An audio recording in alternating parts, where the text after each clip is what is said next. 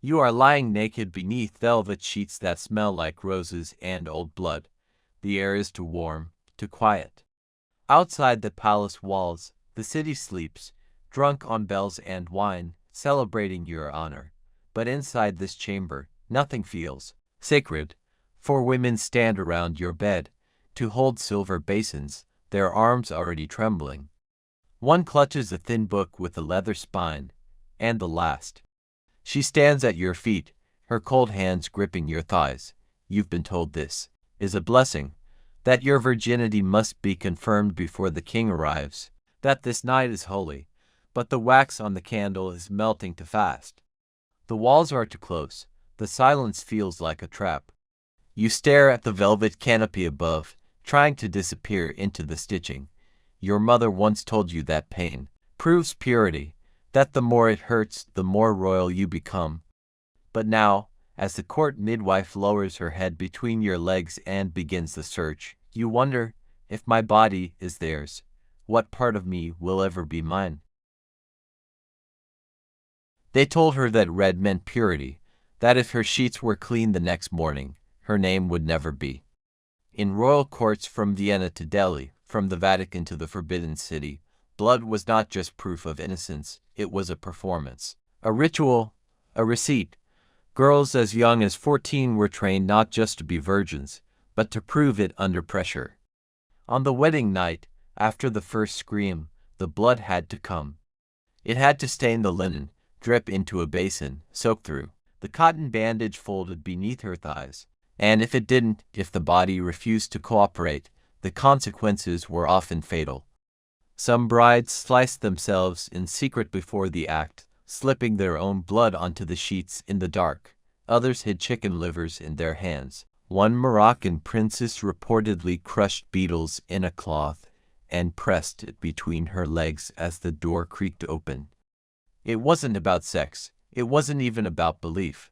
It was about surviving a system that didn't care how they felt, only how they bled. In European courts, the day after a royal wedding wasn't about gifts or joy. It was about proof. Ladies in waiting entered the chamber in silence. The sheets were lifted, inspected, sometimes even paraded before family and council.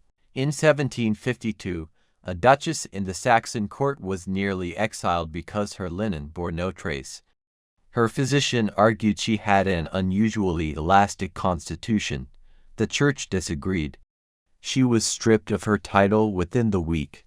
In other courts, a stained sheet could be stitched into a dowry chest or even displayed in a cathedral, a holy cloth. It was never questioned whether the girl had consented, only whether the stain was enough. Behind every bridal procession, there was a second ritual, the slow, silent march of the midwives carrying towels, gloves, and expectation. You were raised to believe this was sacred, but sacredness here smelled like iron and shame. The cruelty wasn't only in the blood, it was in who was allowed to see it. A young bride's body, once private, became the centerpiece of court spectacle. In some courts, the bed was left open. Male witnesses stood behind curtains. In others, a royal matron was appointed to sit at the foot of the bed until the act was complete. The bride would be watched, prayed over, whispered to, all in the name of purity. And afterward, when the husband emerged smiling, the focus shifted not to him, but to what he had done. If the bride wept, she was praised for obedience. If she didn't bleed, she was punished for sin. A virgin was only a virgin once others believed it, and belief, in royal chambers, was rarely based on truth. It was measured in cloth, in ceremony, in silence. You could cry, you could tremble, but you could not refuse. Because queens were not chosen by God, they were chosen by sheets. In the Ottoman harem, the ritual was cloaked in perfume and power. A virgin selected for the Sultan was not simply chosen, she was prepared. Bathed in scented oils, draped in gauze, her body inspected under lamplight by older women who had once been brides themselves. They did not smile. Their eyes searched skin for bruises, birthmarks, blemishes that might be seen as curses. Once she passed, her name was taken. She was renamed for beauty, for silence, or for luck, depending on the stars. That night, she would be led barefoot through the harem's hidden corridors, past fountains that no longer sang, through a final velvet curtain. And there, in the dark, she was expected to bleed quietly. There was no audience, no priest, but the eunuch waiting outside would later be handed the sheet, and if it was dry, her fate would be sealed. Some girls wept, others bit into their own palms to distract from the pain. And still others, the clever ones, brought their own. Red silk, soaked in rose water and henna, folded in their sleeves. Far away in Versailles, the obsession was not secrecy, but spectacle. French royalty embraced the bedding ceremony as theater, a public event where the newlyweds were escorted to their bed by a parade of nobles, bishops, and servants. Curtains were drawn halfway, candles lit every corner. The bride was expected to smile, the groom was expected to boast. Afterward, the chambermaids returned to inspect the linen. There were rules. If blood was found, it was blessed. If not, it was whispered about. One Dauphine, fearing disgrace, bit her own tongue, until it bled, and wiped the cloth with trembling fingers. She was praised for her passion. Never once did anyone ask where the blood came from. Only that it was there. And then there were the women who didn't play the game. One polished noblewoman, married off to an aging duke, embroidered a cross into the center of her wedding sheet. On the night of consummation, she screamed so loudly the entire estate came running. Her husband, enraged, struck her, but not before she drove a needle into her own thigh and painted the cloth red. They called it madness. She was locked in a convent. But her rebellion became legend. Girls spoke her name in secret. Some copied her embroidery, sewing tiny symbols into their gowns as a warning to future husbands. I am not yours to test. I am not yours to bruise, and if I bleed, it will be on my terms. In some palaces, the blood was not just inspected, it was archived. In 18th century Naples, royal sheets were embroidered with the bride's initials and preserved like relics. Visitors could be shown the proof as a point of pride, as if it were a royal signature. One princess, humiliated by her new husband, is said to have sent her unsoiled sheets to be burned in secret. She later smeared her own wrists with red ink and touched them to a handkerchief that would be paraded. Instead, she never spoke of it again. The lie became the truth became irrelevant, and her survival was counted as loyalty. The deeper horror wasn't the pain, it was the fact that everyone knew, and no one cared. Mothers advised daughters to prepare the cloth. Priests turned their heads. Doctors offered herbs to help the bleeding. The system didn't ask for real purity, it asked for a believable performance. But there were places where belief took an even darker turn. In some Orthodox courts, a virgin was considered incomplete unless her blood had been blessed. Girls were told their first bleeding, whether by nature or by man, must be witnessed by a sacred woman of the court. One girl bled during her journey to the palace and was punished for wasting her gift outside of marriage. She was publicly shamed and sent to serve in the laundry rooms for the rest of her life, washing, scrubbing, pressing other girls' wedding cloths in silence. No one remembered her name, but they remembered her mistake. Even today, her story survives in fragments, warnings stitched into folklore, embroidered into veils, whispered in girlhood. By the end of the 1800s, as medical science advanced, some courts abandoned the ritual entirely. But the legacy remained. Even when virginity inspections were outlawed, the fear persisted. Women carried cotton swabs in their bridal pouches. Seamstresses stitched red thread into the inner hem of gowns. A duchess in Bavaria was once asked, even in 1895, if her blood had been properly collected. The world changed. The shame didn't. And that was the final cruelty, a system that built itself on blood, and then taught women to erase the scars as if they had never happened. You were meant to forget, but your body didn't, and neither did history. Before the blood, before the ceremony, before the world even whispered her name, she was taken to the chamber. Not a dungeon, not a prison, but something worse. A room dressed in softness, perfumed with submission, in castles and harems across the world, royal virgins were prepared like sacrifices, not with chains, but with lace. The chamber was always warm, always clean, the windows small. You were told to strip.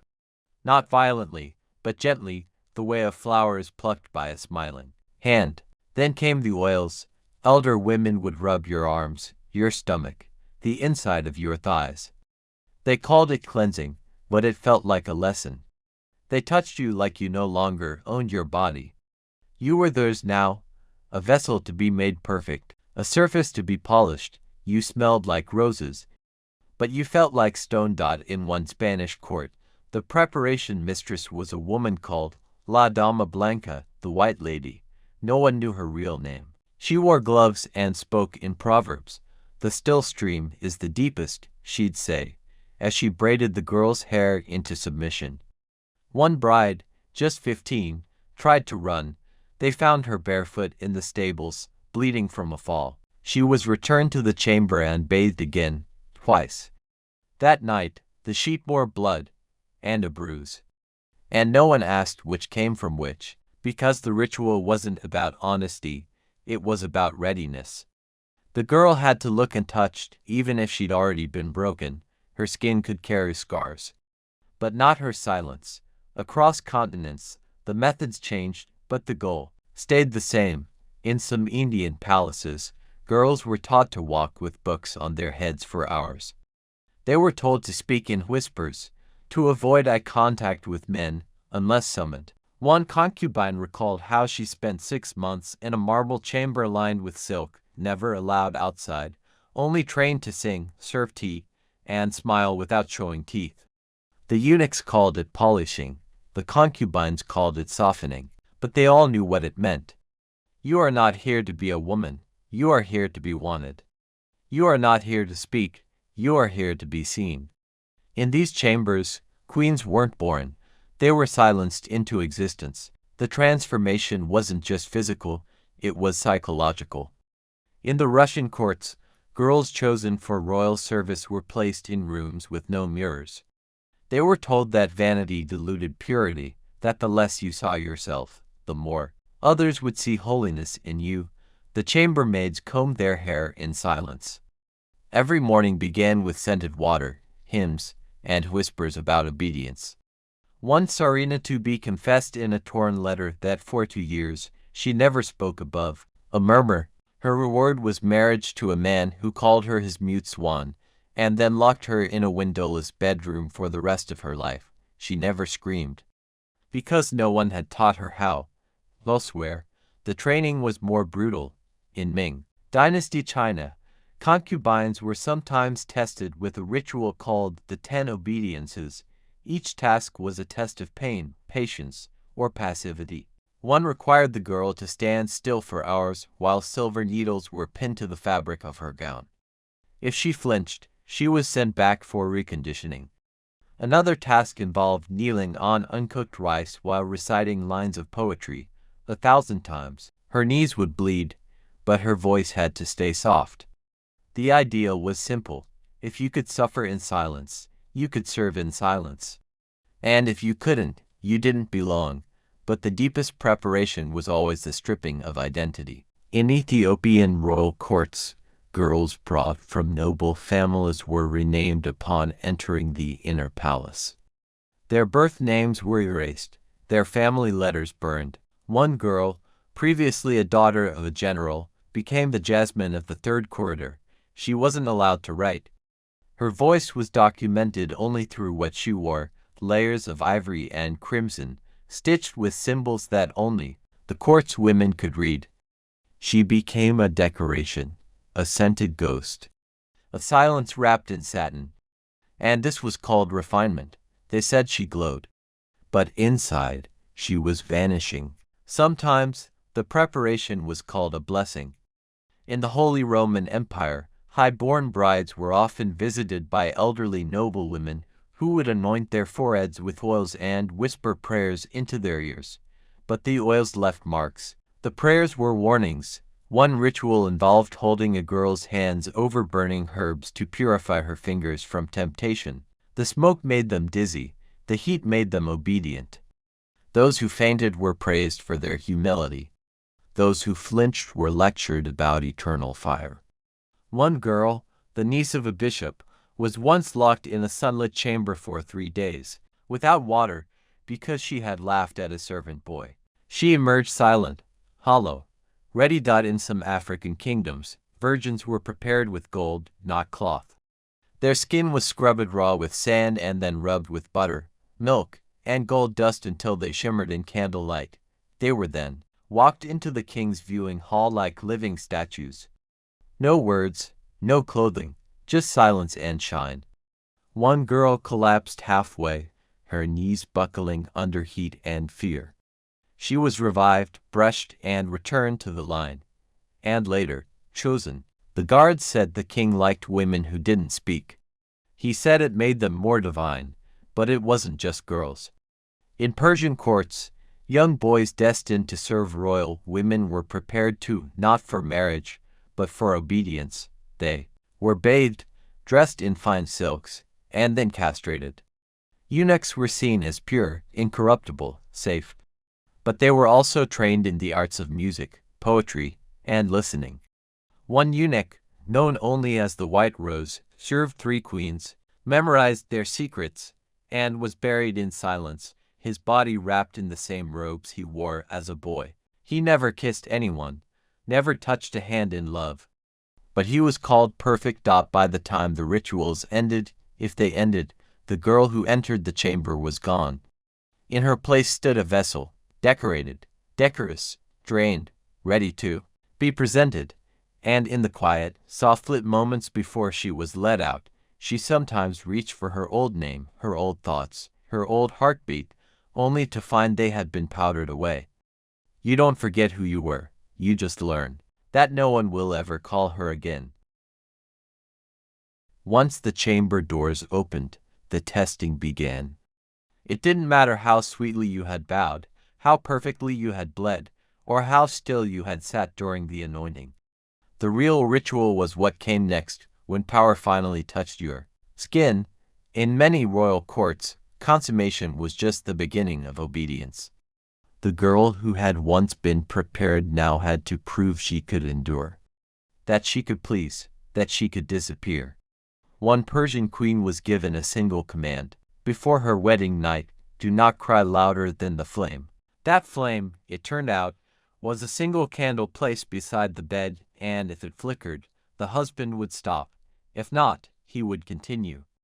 She learned to swallow her screams, to exhale in silence, to be what he wanted, invisible, beautiful. Still. In medieval England, some noble brides were given training books written in Latin or French. They listed rules in soft, poetic language: lie as if asleep, keep your eyes turned away, a queen does not reach. These weren't customs, they were commands. A duchess in Lancaster once dared to disobey. On her second night, she turned her face toward her husband. He slapped her. The servants heard it. She later claimed she was punished not for defiance, but for looking like a lover. That was her mistake. Royals weren't supposed to love. They were supposed to serve. Their bodies were contracts, and affection was treason. In Japan's imperial court, silence was elevated into performance. Brides were taught to cry without sound, to breathe without sighs, to please without asking. Their gestures were choreographed by older women called nyob, palace ladies who had once been tested themselves. One girl was trained for 2 years and then rejected after her first night. She smiled too much, the emperor said. I wanted a mirror, not a lantern. She was sent to a distant province, her body intact, her spirit dimmed. She was never summoned again. In the Mughal courts of India, obedience wasn't just silence, it was choreography. A favored girl had to learn the exact sequence of movements before stepping into the emperor's chamber. 7 steps from the door to the foot of the bed. Right knee lowered first, head bowed for 9 seconds. The concubines were timed, corrected, punished if they forgot. One girl, Barely 16, miscounted her breaths and was struck with a sandal before the entire harem. Her crime was not defiance, but rhythm, and once her bruises faded, she was called graceful again, because in a system built on ritual, pain was just part of the dance. In Korea's Joseon dynasty, royal concubines endured something even more chilling: the obedience ritual performed in front of elder court ladies. The girl would be dressed in ceremonial red, her hair tightly bound, her hands perfumed and examined. Then she'd be told to serve tea in complete silence. No spill, no tremble, no hesitation. The women watching would nod, whisper, or frown, and her entire future would be decided by that silent judgment. If she passed, she might be sent to the king. If not, she'd be returned to her training hall. Some never returned at all. Even in Renaissance Italy, where the arts flourished and romantic love was painted in every corner, the marriages of noble women were battlegrounds of control.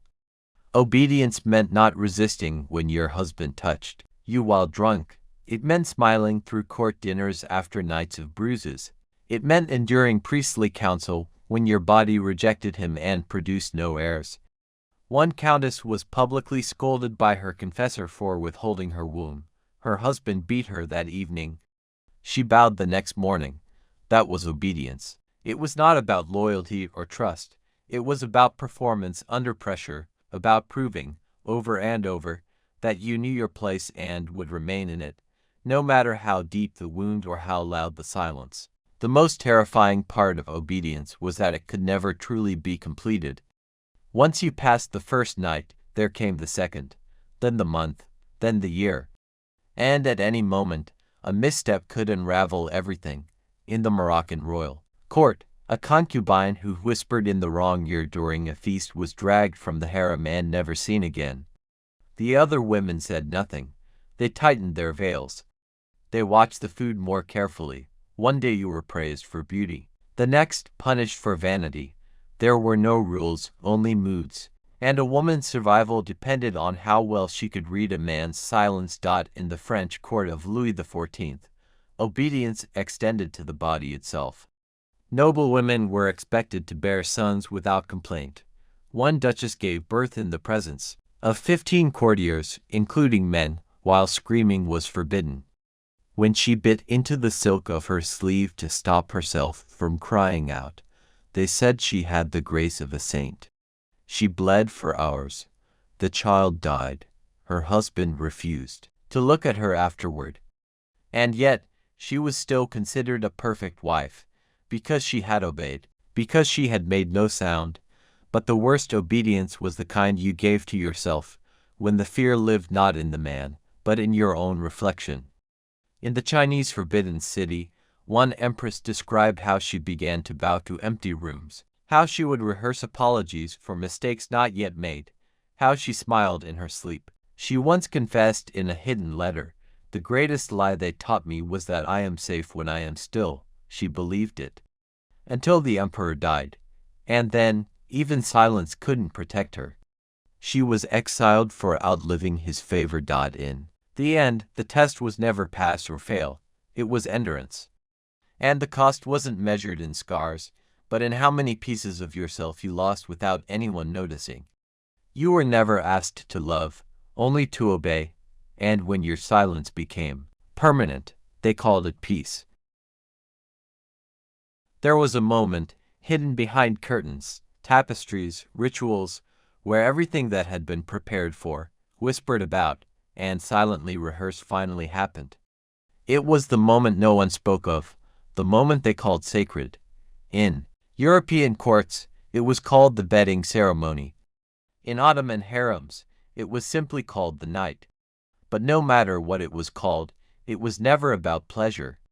It was about confirmation, legitimacy, proof, and above all, control. In some French palaces, noble witnesses were required to escort the bride and groom to their bed.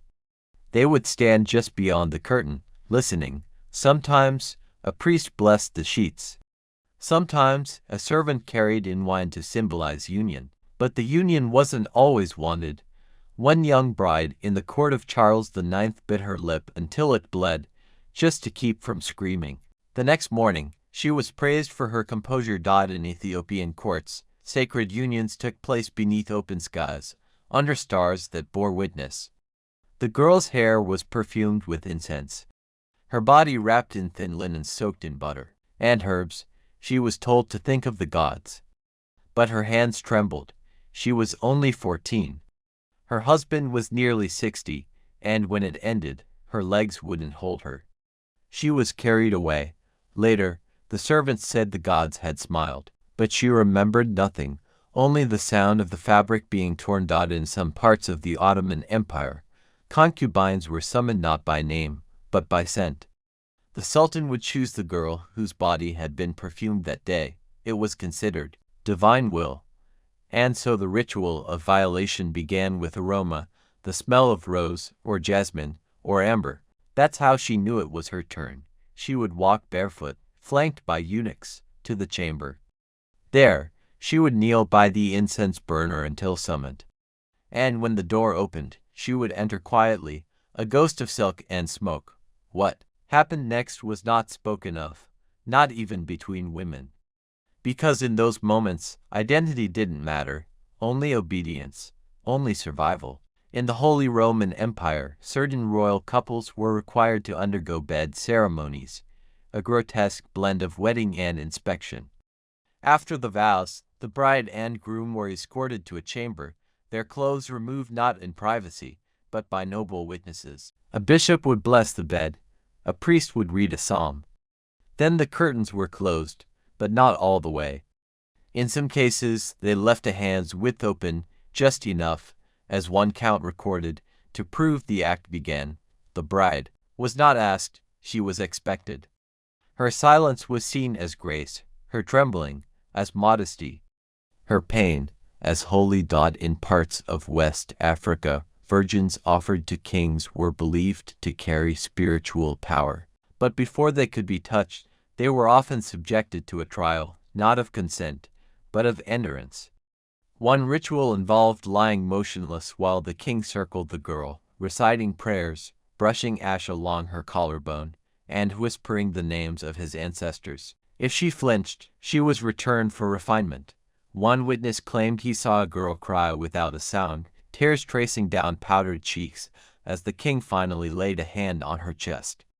When she was later made a junior wife, she did not speak for 6 months, not because she was obedient, but because her voice had drowned. And still, in the imperial palace of Japan, the emperor's first night with a consort was scheduled by astrologers. The stars had to align, the moon had to be full.